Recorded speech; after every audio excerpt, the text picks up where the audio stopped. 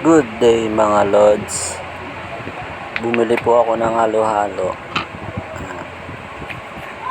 May nagana kasi ako nagtitinda ng halo-halo eh.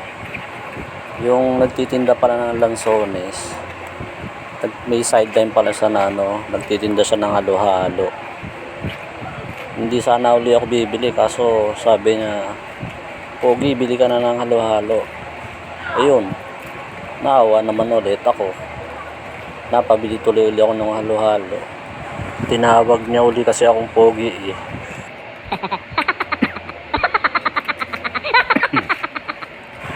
Ala, ayan, nasamid tuloy ako.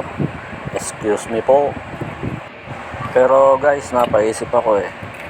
Ano kaya yung tindera nyo? Scammer kaya yun? O nagsasabi lang siya na totoo? Comment nga kung nagsasabi ng totoo yun. Wala namang problema, masarap naman yung mga tinitinda niya eh. Kaya napapabili tuloy ako.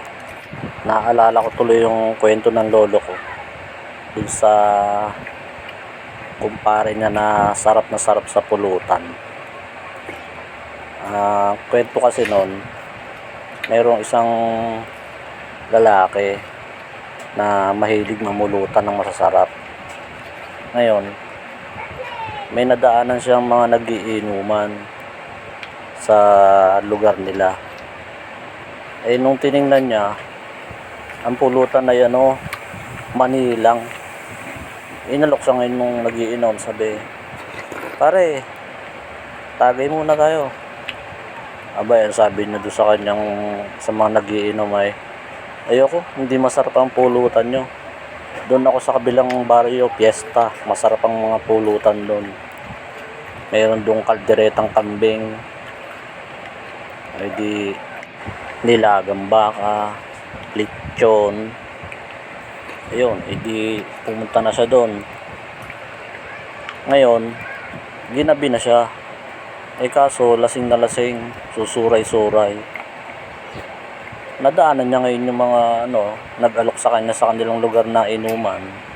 Ang sabi, "Oy pare, lasing na lasing ka. Mukhang napasarap ka ng inuman doon sa piyestahan ah." Ang sabi niya, "Oo nga eh. Ang sarap kasi ng mga pinulutan namin doon. Kalderetang kambing. Oh, sarap nga ah." Maya-maya, sumuka siya. Eh di ngayon, sabi ng mga nagiinom, "Oh, mukhang naparami na kain mo ah. Sumuka ka na eh." Oo nga eh. Eh kaso, nagtaka yung yung lalaki na nagiinom. Sabi, "Oh, akala ko galing ka ng piyestahan at masarap ang pinulutan nyo.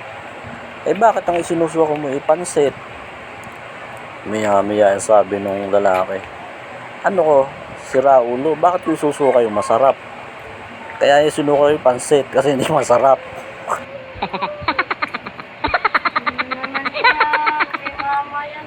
Ayun lang guys.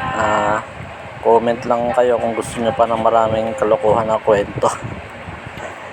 Mga kwento ng lolo ko.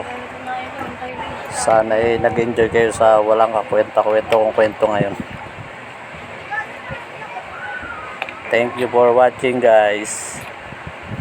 Keep safe and God bless to all.